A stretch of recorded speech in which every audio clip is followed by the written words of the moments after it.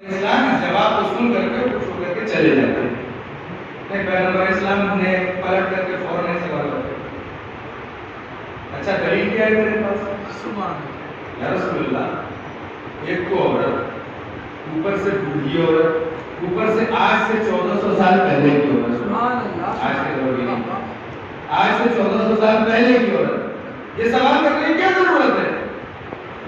تو اب اللہ کو مانتی ہے کافی تھا کہ یہی تو سمجھانا چاہتا ہوں کہ بوڑھی عورت سے بھی بغیر دلیل کے خدا بند عالم کو ماننا جب میں نہیں قبول کرتا تو تم لوگ جو صاحبان علم ہو صاحبان حق ہو تم سے بغیر معرفت کے کیسے قبول کر لیا جائے گا؟ دلیل کیا ہے میرے پاس؟ بہت توجہ دلیل کیا ہے میرے پاس؟ یا رسول اللہ دلیل یہ ہے جواب نہیں دیا اس نے جو چرخہ چلا رہی تھی اس نے ہاتھ روک لیا چرخہ چلتے چلتے رک گیا نوٹو پلٹیکل نمبر اسلام کے پاس یا رسول اللہ یہ چھوٹا سا چرخہ بغیر میرے چلائے نہیں چل رہا یہ اتنی بڑی کائنات بغیر کسی چلانے والے کے کیسے چل سکتا تمہارا اچھا ضرورت کیا ہے؟ میں نے شیخ کبھی عرض بھی کیا ہے یہاں ضرورت کیا ہے اس معرفت کی؟ کیوں معرفت کا حاصل کیا ہے؟ ہم ماننے لگے ویسے بھی مانتے ہیں تو کیا ضرورت ہے نا مانتے تو ہے نا تو کیا ضرورت ہے معرفت کی؟ کیوں معرفت حاصل کرے؟ آخر حاصل اور نتیجہ تو ماننا ہے تو وہ تو ایسے بھی مانتے ہیں یا نہیں؟ معرفت کے ساتھ ماننے میں اور بغیر معرفت کے ماننے میں بڑا فرق ہے. جو معرفت کے ساتھ مانتا ہے وہ کبھی پیچھے نہیں ہٹتا اور جو بغیر معرفت کے مانتا ہے وہ ذرا سا اپنا نقصان دیکھتا ہے تو پیچھے ہٹ جاتا ہے. دلیل پیغمبر اسلام کے شہادت کے بعد لوگوں کا مرتد ہونا اس بات کی دلیل ہے کہ انہیں مانا تو تھا لیکن معرفت کے ساتھ اور کربلا میں امام حسین علیہ السلام کے جنت کے وعدے کے بعد پیچھے نہیں ہٹنا اس بات کی دلیل ہے. صلوات محمد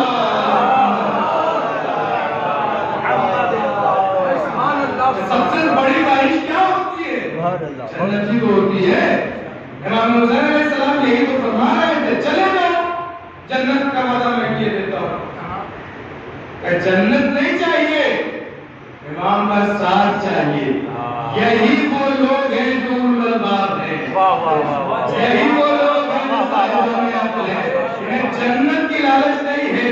آغا سرور حیدرآبادی کا ایک شعر یاد آ رہا ہے فرماتے ہیں کہ در بطول پہ ہوگے بہشت میں وہ کہا کہ راستوں پہ نہیں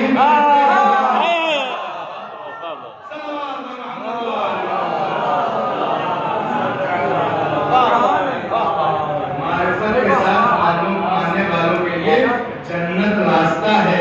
اصل ہدف در بطول ہے اور در بطول کیا ہے؟ مقام مرضیہ ہے.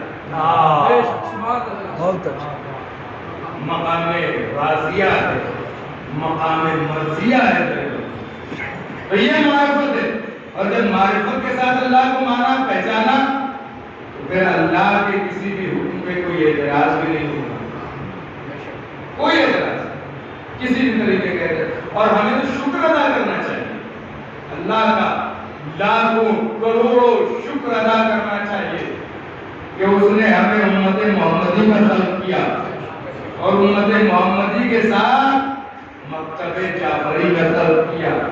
اور ابھی محرم بھی آ رہا ہے. اس حوالے سے میں نے سوچا تو بڑی بہت گفتگو ہو جائے کہ محرم آ رہا ہے نا ہمیں اللہ کا شکر ادا کرنا چاہیے کہ اس نے ہمیں امام حسین علیہ السلام کا عزادار بنایا. اس لیے کہ یہ عزاداری تقاضۂ سنت الہیہ ہے. یہ اللہ کا کام ہے اور اللہ کو اپنا کام کروانے کے لیے کسی کی محتاجی نہیں ہے. للہ جنود السماوات والارض. اللہ کا لشکر ہے. جتنی بھی چیزیں آسمانوں اور زمینوں میں وہ اللہ کا لشکر ہے. اللہ کو اپنا کام کروانے کے لیے ہماری محتاجی نہیں ہے. یہ اس کا لطف ہے اس کا کرم ہے کہ اپنے کام کو کرنے کے لیے اس نے ہمیں چنا. فخر کرنے کے ساتھ ساتھ ہمیں اظہار ذمہ داری ہونا چاہیے، ہمیں اعتراف ذمہ داری ہونا چاہیے کہ اللہ نے ہمیں اپنا کام کرنے کے لیے چنا ہے تو ہم کام ویسے کریں جیسے اللہ چاہتا ہے. ہم کام اپنے نفس کے لیے نہ کریں جیسے محرم آتا ہے ویسے ہمارا ذاکر تمہارا ذاکر، ہمارا امام ماڑا ہماری انجمن تمہاری انجمن، اور پتہ نہیں کیا کیا. یہ سب شروع ہو جاتا ہے. محرم نفس پرستی کا نام نہیں ہے، عزاداری نفس پرستی کا نام نہیں ہے. عزاداری اللہ کو شہزادی کو راضی کر لینے کا نام ہے. سبحان اللہ. بہت اچھا. شہزادی اگر راضی ہوگی تو ہماری عزاداری قبول ہے. اگر شہزادی کے مطابق ہماری عزاداری ہے تو ہماری عزاداری قبول ہے. ورنہ لاکھ سینہ پیٹتے جائیں، رات رات بھر مجلسیں کرتے جائیں، کوئی فائدہ نہیں ہے، کوئی فائدہ نہیں ہے. تو یہ اللہ کا بڑا کرم ہے. یہی وجہ ہے کہ چودھویں امام نے فرمایا ہے کہ مالک مالک تیرا بڑا کرم ہے، تیرا بڑا شکریہ ہے کہ تو نے اپنے کام کے لیے ہمیں چنا. کیا کہنا ہے. اللہ کے لیے کوئی مسئلہ نہیں ہے. کسی بھی حکومت کی طاقت اس کے لشکر کے سے سمجھی جاتی ہے. ابھی کئی سال پہلے کے ہم لوگوں کے بچپن، یہ پتہ نہیں کب کی بات ہے، کہ اس نے پیغمبر اسلام کی شان میں گستاخی کیا تھا سلمان رشدی نے، اور امام خمینی کا فتویٰ آیا تھا کہ اسے قتل کر دینا چاہیے. پھر کیا ہوا تھا؟ جو سوچنے کا اور فکر کرنے کا مقام ہے. پھر کیا ہوا تھا؟ پھر یہی ہوا تھا نا، صحابی شاید پچھلے سال خبر آئی تھی کہ وہ مر بھی گیا. پھر کیا ہوا تھا؟ پھر یہی ہوا تھا کہ اسلام مخالف طاقتیں، اسلام مخالف حکومتیں لاکھوں کروڑوں اربوں ڈالر خرچ کر کے اس کی حفاظت کا انتظام کیا کرتی تھی. عملے بدلے جاتے تھے، لوگ بدلے جاتے تھے، کہیں کوئی مخبری نہ کر دے. عملے بدلے جاتے تھے، جگہ بدلی جاتی تھی، عملے بدلے جاتے تھے ہر کچھ دن کے بعد سے. کیوں؟ کہیں کوئی مخبری نہ کر دے، کہیں کوئی محمد کا چاہنے والا آ کر کے اسے مار دے. اللہ یہی تو سمجھانا چاہتا ہے کہ تم اگر کسی کی حفاظت کرنا چاہتے ہو تو تمہیں لاکھوں کروڑوں اربوں ڈالر خرچ کرنا پڑتا ہے، لوگوں کو بدلنا پڑتا ہے. ہم جب اپنے نبی کی حفاظت کرنا چاہتے ہیں، مکڑی کو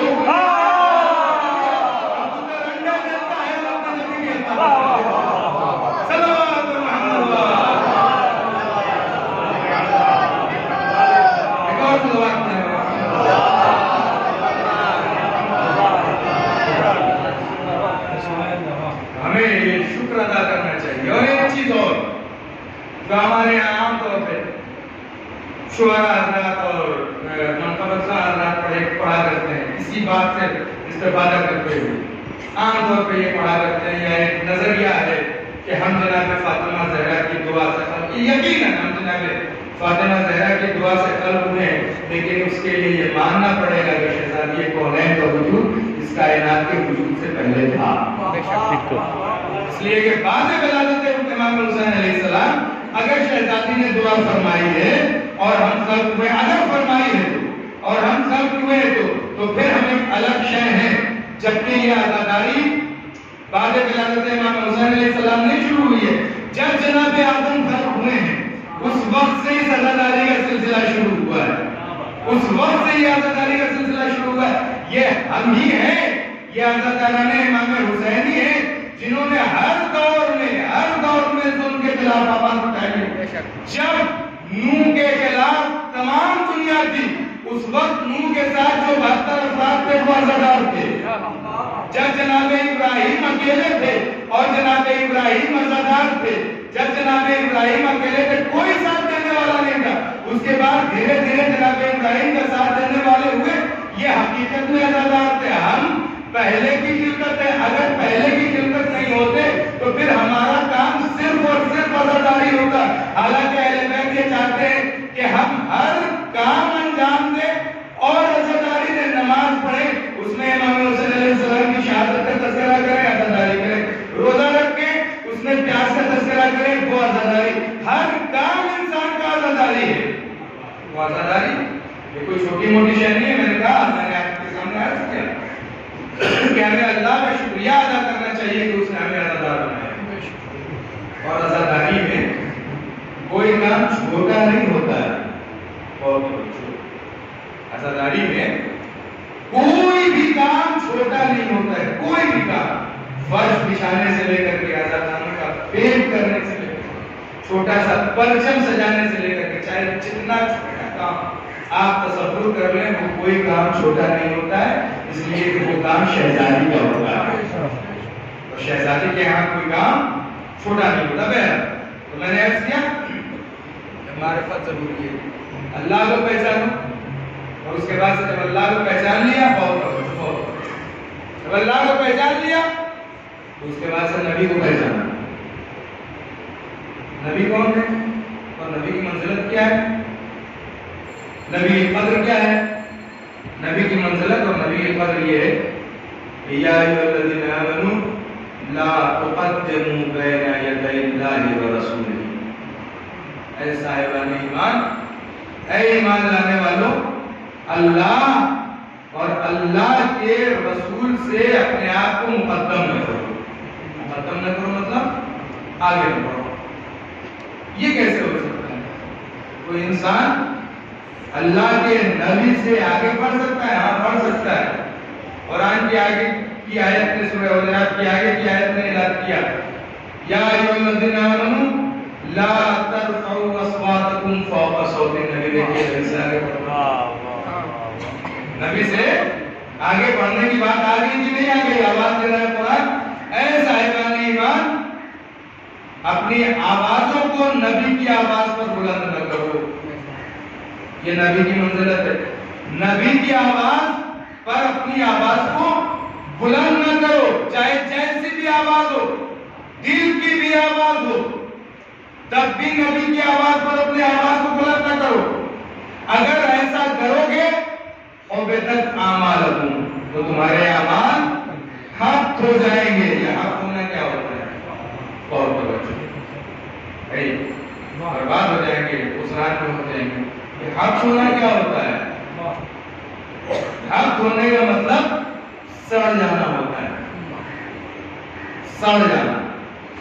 کھانا دیکھنے میں دور سے بہت اچھا لگ رہا ہے, لیکن جیسے جیسے اس کے قریب جائیں گے ویسے ویسے اس کی سڑی ہوئی بو مشام مقدس میں پہنچے گی اور احساس ہو جائے گا کہ یہ شے سڑ گئی ہے. بہت اچھی بریانی لیکن سڑ گئی ہے. بہت اچھا کھانا ہے لیکن سڑا, دور سے دیکھنے میں بہت اچھا لگ رہا ہے لیکن سڑا ہوا ہے. اعمال بھی سڑتے ہیں. بہت اچھی نمازیں پوری قرآن کے ساتھ, بہت اچھے روزے ہیں پوری خضوع و خشوع کے ساتھ, اگر احترام نبی نہیں ہے تو سڑ جائیں گے. اور یہ سلام یہاں نہیں پتہ چلے گی, یہاں نہیں پتہ چلے گی. جب آخرت میں لے کر کے پودے پالنے والا تو بہت نمازیں پڑھی ہیں. ایسا نہیں ہے دل میں یہ خیال رہا ہے کہ میں نمازوں کی روزی کر رہا ہوں یا وضو کر رہا ہوں, الحمد للہ, ایسا کوئی ارادہ نہیں ہے. لیکن معیار یہی ہے جب قیامت کے دن پودے مالی ہوگی بہت نمازیں پڑھی ہیں, بہت روزے رکھے ہیں, حج کیے, زندگی بھر حج کرتے رہے, بار بار گئے حج کرنے کے لیے, جہاد کے نام پہ اسلام کے نام کو برباد بھی کر دیا ہے. ابھی بہت عبادتیں کی ہیں, کئی یقیناً عبادتیں کی ہیں, لیکن میرے نبی کا احترام تمہارے دل میں نہیں تھا تو تمہارے اعمال سڑ گئے. اب یہ یہاں کسی فائدے کے نہیں ہے. بڑا نقصان ہوتا ہے نبی کے احترام سے. قیامت میں بھی دنیا میں بھی حقارت کی نظر سے دیکھے جاؤ, آخرت میں بھی حقارت کی نظر سے دیکھے جاؤ گے. دنیا میں لوگ بھی عزت کریں گے, آخرت میں ہم جہنم میں ڈال دیں گے. ایسا لوگ پڑھے تو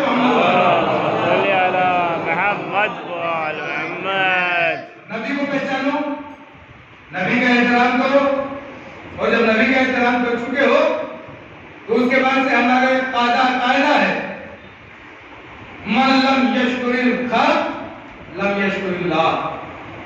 جو مخلوق کا شکریہ نہیں ادا کر سکتا ہے وہ اللہ کا شکریہ نہیں ادا کر سکتا ہے. ماں باپ تمہارے ہمارے مخلوق ہیں, ان کا شکریہ ادا کرو. وبالوالدین احسانا, ہم نے والدین کے ساتھ. اس کے پہلے کیا, جب اللہ کی معرفت حاصل کر چکے, رسول کو پہچان چکے, تو یاد رکھو اللہ کے علاوہ کسی اور کی عبادت نہیں کرنا ہے. فَقَضَىٰ رَبُّكَ أَلَّا تَعْبُدُوا إِلَّا إِيَّاهُ. تمہارے پروردگار کا یہی فیصلہ ہے کہ اس کے علاوہ کسی اور کی عبادت نہیں کرو. مالک کسی اور کی عبادت نہیں کرو. کیا تیرے علاوہ بھی کسی اور کی عبادت ہوتی ہے؟ کہاں ہوتی ہے؟ تیرے علاوہ بھی عبادت ہوتی ہے. نام تو یہی ہوتا رہتا ہے کہ اللہ کی عبادت ہو رہی ہے اور اپنے خواہشات نفس کی عبادت ہو رہی ہوتی ہے. نام یہ ہو رہا ہوتا ہے کہ ہم اللہ کے نام پر خرچ کر رہے ہیں، در حقیقت ہم اپنے دولت کی نمائش کے لیے خرچ کر رہے ہوتے ہیں. نام یہ ہوتا ہے ہم امام حسین علیہ السلام کے لیے مجلسیں کر رہے ہیں، در حقیقت ہم اپنے دولت کی نمائش کے لیے مجلسیں کر رہے ہوتے ہیں. تو یاد رکھو عبادت صرف اور صرف اللہ کی. جب اللہ کی عبادت کر رہے ہو تو ہم اسی کا ہے کہ عبادت کرو. اور اس کے بعد وَبِالْوَالِدَيْنِ إِحْسَانًا. ابھی تک اللہ اور نبی کی معرفت حاصل کر کے اللہ کی عبادت کر رہے تھے، نبی کا احترام اور نبی کی باتیں بتائی ہوئی باتوں کو مان رہے تھے، تو پھر اپنے والدین کے ساتھ نیکی کرو. یہ بات اس بات کی شاہد ہے کہ عبادت اور ہوتی ہے، تعظیم اور ہوتی ہے. توجہ، عبادت اور ہوتی ہے، تعظیم اور ہوتی ہے. عبادت صرف اللہ کی، تعظیم چاہے جس کی کر لیجئے. اب جو لوگ تعظیم کے مخالف ہیں ان سے یہ سوال کر لیجئے گا کہ اگر تعظیم یعنی عبادت ہوتی ہے، یا اس طرح سے کہیں کہ ہر تعظیم عبادت نہیں ہوتی. ہر عبادت میں تو تعظیم ہے لیکن ہر تعظیم عبادت نہیں ہوتی. اور یہی اعتراض کا جواب بھی ہے ہمارے پاس کہ ہر تعظیم عبادت نہیں ہوتی. ہم اگر احترام نبی و آل نبی کرتے ہوئے تعزیے کا احترام، جلوس کا احترام، تبرکات کا احترام کرتے ہیں تو اس احترام میں عبادت نہیں ہوتی ہے، تعظیم ہوتی ہے. یہ شکریہ ادا کر رہے ہوتے کہ اس کے اندر یہ جو شبیہ ہے اس کے اصل مالک کی قربانی کا نتیجہ ہے کہ دین ہم تک پہنچا ہے. تو ہماری ذمہ داری ہے کہ ہم ان کا احترام کریں. ان تک نہیں پہنچ پا رہے تو ان کی قبروں کا احترام کریں. ان کی قبروں تک نہیں پہنچ پا رہے تو کم سے کم اس کی شبیہوں کا احترام کریں. صلوات پڑھیں تو محمد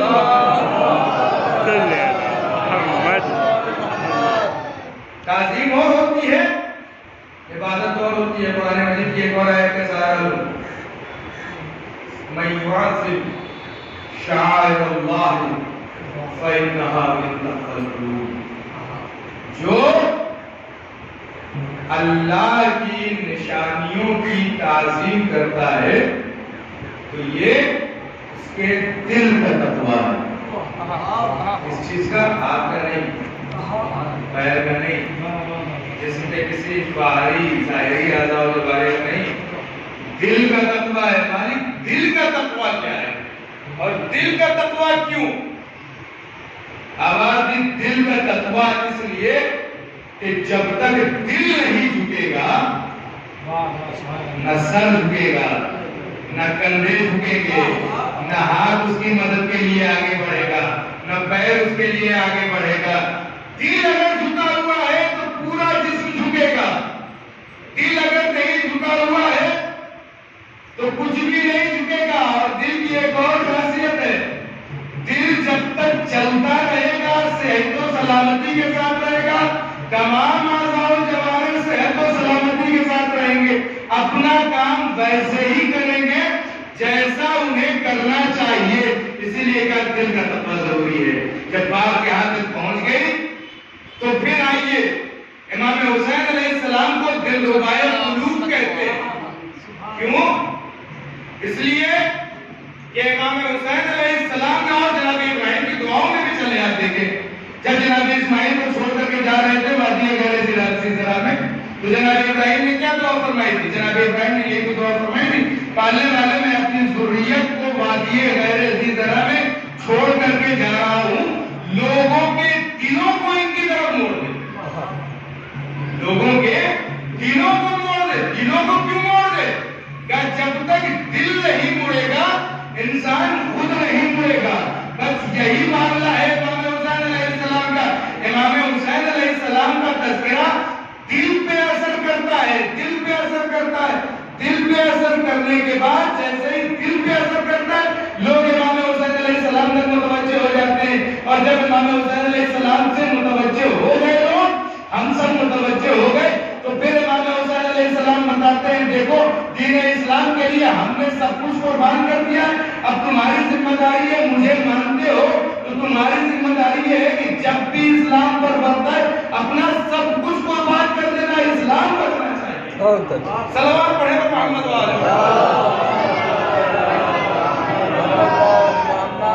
بس. جو کوئی بھی اللہ کی نشانیوں کی تعظیم کرے یہ اس کے دل کا تقویٰ ہے. یہ دل بہت اہم شے ہے اور انسان کی ہدایت کے لیے بھی اور انسان کی گمراہی کے لیے بھی بہت اہم شے ہے. جو ہدایت یافتہ دل ہوتا ہے اسے قرآن قلب سلیم کہتے ہوئے پکارتا ہے, اور جو گمراہ دل ہوتا ہے اس کو قرآن کہتا ہے کہ لقد سغت قلوبکما, تمہارے دل ٹیڑھے ہو گئے ہیں. دونوں طرح کے دلوں کا تذکرہ ہے قرآن. قلب سلیم کا بھی تذکرہ ہے اور ٹیڑھے دلوں کا بھی تذکرہ ہے, اور دعوت فکر ہے کہ تم ہمارے نبی اور آل نبی کی باتوں کا خیال کرتے ہوئے قلب سلیم کے مزدار بن رہے ہو یا ٹیڑھے دلوں کے مزدار بن رہے ہو. یہ دل انسان کو ہدایت بھی دلواتا ہے, انسان کو گمراہ بھی کروا دیتا ہے. عام طور پر ہوتا ہے نماز کا وقت ہو گیا ہے, ہم بیٹھے ارے دل نہیں کر رہا ہے, اذان ہو رہی ہے ہم لیٹے ہوئے ارے بھائی ابھی کہاں آ گئی, دل نہیں کر رہا ہے. یاد رکھیے گا چھٹے امام کی وصیتوں میں ہے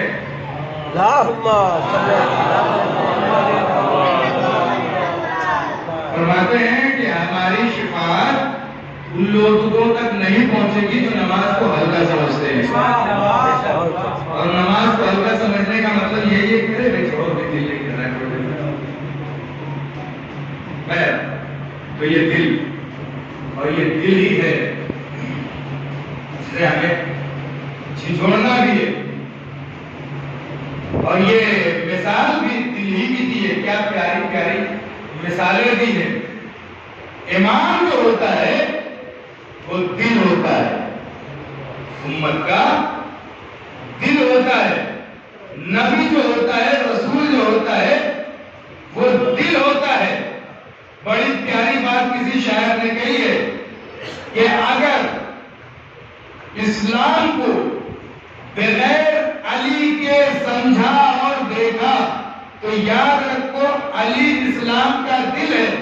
بغیر علی کے اگر اسلام کو آپ نے سامنے لایا تو وہ حقیقت میں مردہ اسلام ہے, زندہ اسلام نہیں ہے. زندہ اسلام علی کے ساتھ ہے, اس لیے کہ علی ہی وہی ہے جو وجہ اللہ ہے, علی ہی وہی ہے جو عین اللہ ہے, علی ہی وہی ہے جو ید اللہ ہے. یہ در وہ ہے کہ یہاں سے زندگیاں بڑھتی ہیں, زندگیاں بڑھتی ہیں. وہ لے کر کے آئے تھے نا بے عزت کرنے کے لیے, لانے کے بعد دربار میں نہیں لے کر کے گئے تھے, علی کے گدر لے کے لے آتے, اور لانے کے بعد تو کہا تھا یا علی میرا بچہ مردہ ہو گیا ہے, میرا بچہ مر گیا. اس کی نماز جنازہ پڑھا کے دل میں گھسے علی تھا نا, دل تو مر چکا تھا اور ایک زندہ کو مردہ بنانے کے لیے لے کر کے آئے تھے. یا علی ہمارا بچہ مر گیا ہے, آپ نماز جنازہ پڑھ دے. اور مولا کائنات نے یہ سوال بھی کیا تھا کیا میں نماز جنازہ پڑھ دوں؟ انہوں نے کہا تھا ہاں یا علی پڑھ دیجئے. اب جیسے ہی علی نے نماز جنازہ پڑھی وہ تو انتظار میں تھے کہ یہ تو اب تو اٹھ جائے گا, اب اٹھ جائے گا, اب اٹھ جائے گا. وہ ہے کہ اٹھ نہیں رہا, انہیں معلوم ہی نہیں کہ یہ وجہ اللہ بھی ہے, عین اللہ بھی ہے, ید اللہ بھی ہے. یہ ما تشاءون الا ان یشاء اللہ کا مطلب ہے. اس نے مردے کا ارادہ کر دیا تو وہ مردہ ہو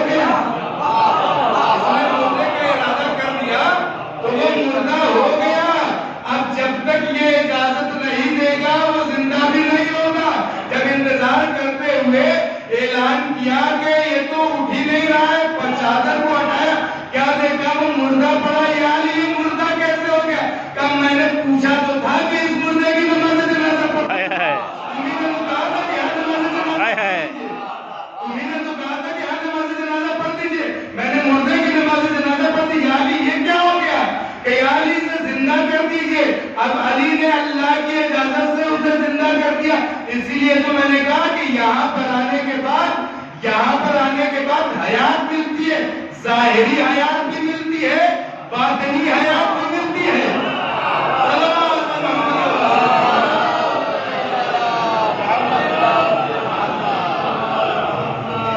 بس حیات ملتی ہے، ہر طرح کی حیات ملتی ہے، اور صرف حیات ہی نہیں ملتی، نجات بھی ملتی ہے۔ ان الحسین مصباح الہدی وسفینۃ النجات، بے شک حسین ہدایت کے چراغ بھی ہیں، نجات کا سفینہ بھی ہے۔ آؤ ذرا حسین پر، یہ صرف اور صرف امام حسین علیہ السلام کے بات، اور ایسے مسئلہ اہل بیتی کمثل سفینۃ نوح من رکبها نجا ومن تخلف عنها غرق ذهبا۔ امام حسین اہل بیت کی مثال سفینہ نوح کے جیسی ہے، جو کوئی بھی اس میں سوار ہو گیا وہ نجات پا گیا، اور جس نے بھی اس سے دوری اختیار کی وہ ہلاک ہو گیا۔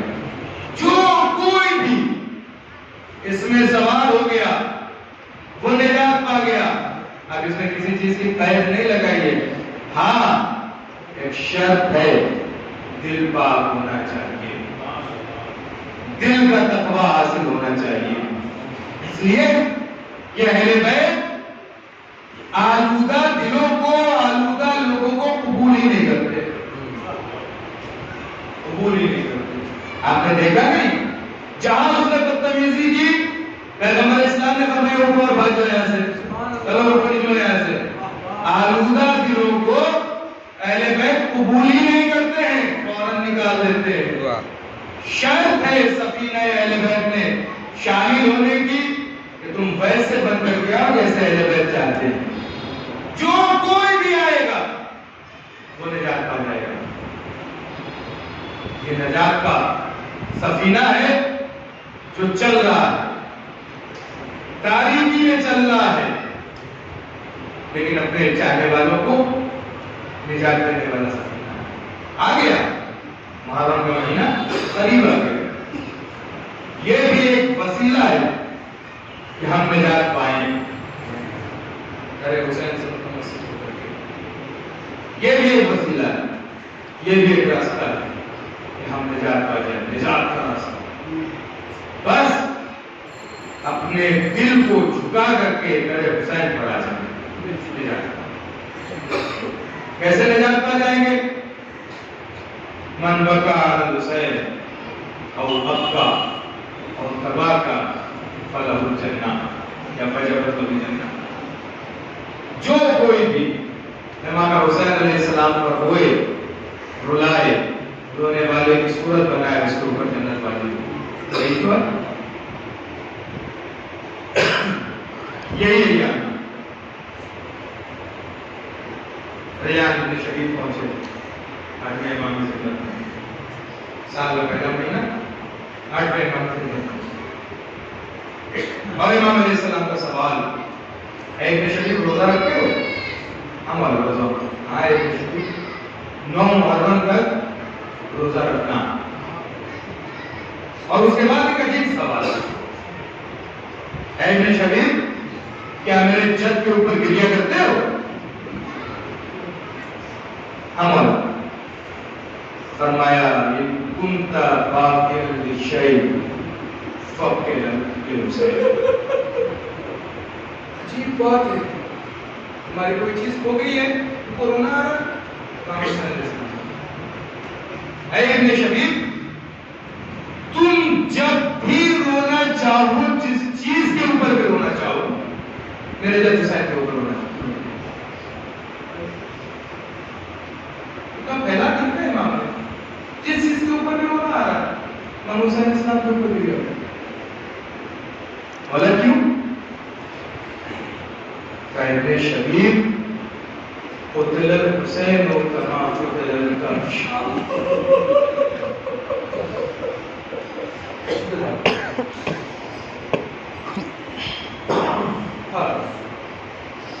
بولا کیوں؟ اس لیے کہ کہ امام حسین علیہ السلام کو میرے جد حسین کو ویسے قتل کیا گیا جیسے گسمن کو قتل کیا گیا. آپ نے دیکھا گسمن کو کیسے قتل کیا گیا؟ جانور کو چروایا چھوٹے جانور کو کیا مارا، بکرے کو کیسے مارا.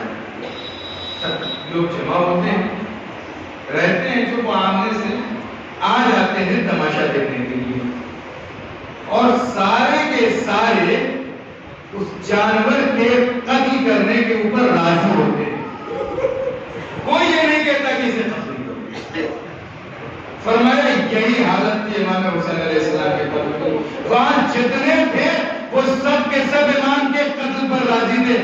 کسی ایک کی زبان سے نہیں پھوٹا کہ یہ زہرا کا لال ہے، زہرا نے چکیاں پیس کر مارا ہے.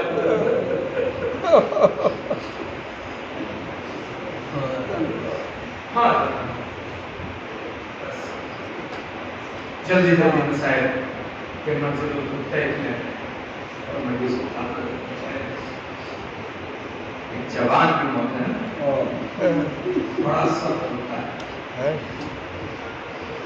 ماں باپ کے لیے بڑا سخت ہوتا ہے کسی جوان بیٹے کی کا غم. آپ کو معلوم ہے ایک مرتبہ مولا کائنات امام حسن اور امام حسین علیہ السلام ایک جگہ پر تھے جہاں پر قربانی ہو رہی تھی. قربانی ہو چکی اور اعضاء جوارے جب الگ الگ کیے جانے لگے تو لوگوں نے دیکھا کہ اس اٹھنی کے دل میں ایک سوراخ جیسا ہے اور داغ ہے. امام حسین علیہ السلام سے برداشت نہیں ہوا. فوراً پلٹ کر کے امام حسین علیہ السلام نے بابا سے پوچھا بابا اس کے دل میں داغ کیسا؟ مولا کائنات کی آنکھوں سے آنسو جاری ہو گئے. میرے لال تم یہ سوال کر رہے ہو میں کیسے جواب دوں تمہیں؟ بابا کیا ہو گیا؟ کہا تمہیں معلوم ہے اس اونٹنی کے ایک جوان اولاد کو اس کے سامنے قتل کیا گیا. یہ برداشت نہیں کر سکے، اس کے دل میں داغ ہو گیا. میں دونوں ہاتھوں کو جوڑوں گا. آقا آپ نے بتا دیا اے حسین تمہارے پاس بھی تمہارے اوپر بھی وہ وقت آئے گا تمہارا جوان کڑیے جوان یہ ہونا لگا تم میدان کربلا میں پہنچو گے.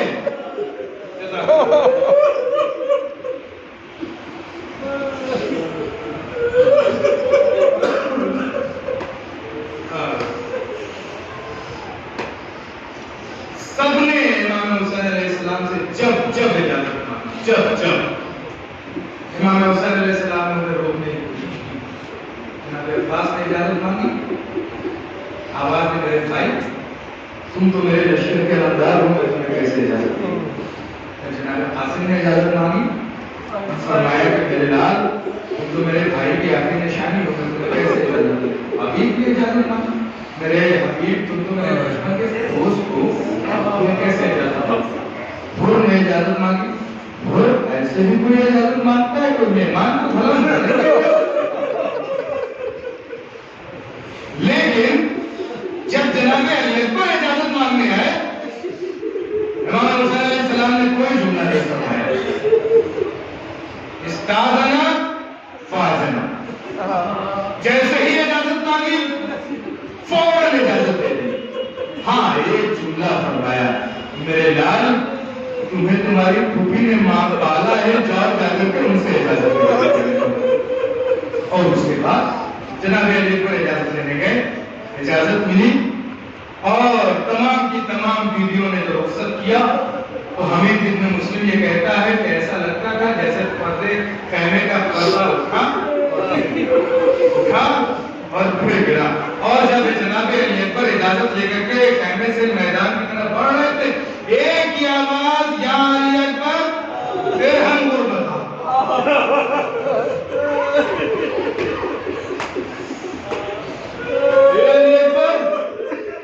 ہماری غربت بتائیں کرو. اور اس کے بعد جناب علی اکبر اجازت لے کر کے چلے. جیسے ہی چلے نا ایک اجازت، میں نے کہا دو اجازت، صرف دو شہیدوں کو دو مرتبہ اجازت، ایک جناب عباس کو اور ایک جناب علی اکبر کو.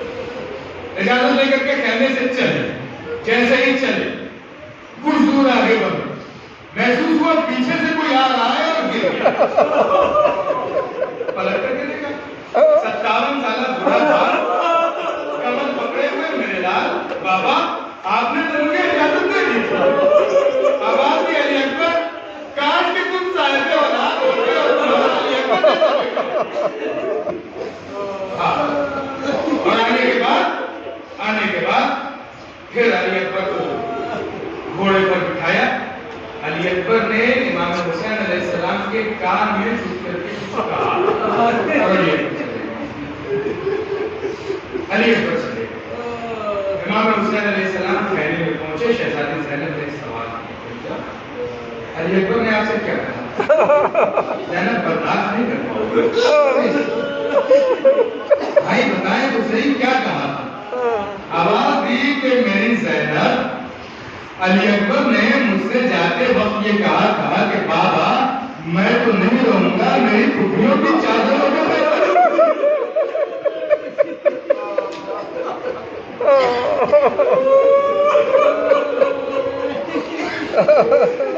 چلے گئے علی اکبر میدان. اور اس کے بعد سے ایک مرتبہ پھر علی اکبر واپس آئے. امام حسین علیہ السلام کے پاس علی اکبر واپس ہے اور آنے کے بعد سے ایک جملہ, بابا پیاس تمہارے ڈال رہی ہے, اگر ذرا سا 2 گھوٹ بھی پانی مل جاتا تو میں انہیں بتاتا کہ بنی ہاشم کے شیخ کس طریقے سے جنگ کرتے ہیں. نہیں, ایک منظر کی طرف لے چلوں گا اور اس کے بعد پھر اس منظر کو, جب جناب علی اکبر کے بچپن کا دور تھا. ایک مرتبہ امام حسین علیہ السلام کا طریقہ یہ تھا کہ جناب علی اکبر کی کسی خواہش کو کچھ رد نہیں کیا. ایک مرتبہ ایسی فصل میں کہ جو انگور کا فصل نہیں, انگور کی فصل نہیں تھی, جناب علی اکبر کو انگور کی خواہش ہو گئی. آئے بابا کی خدمت میں, بابا انگور کی خواہش ہو رہی ہے. ایک مرتبہ امام حسین چونکہ خواہش رد نہیں کیا کرتے تھے, ایک مرتبہ آسمان کی طرف ہاتھ اٹھایا اور انگور آیا ہاتھ میں, جناب علی اکبر کو دے دیا. لے بیٹا, فصل تو نہیں ہے لیکن چکن تو نے کہا ہے اس لیے میں بے فصل کے پھل لے کر کے آیا. اتنا با اختیار حسین, کربلا میں علی اکبر کو گھٹ پانی ہو. حسین کتنا مجبور تھا اور حسین کے دل پر کیا بیتی ہوگی.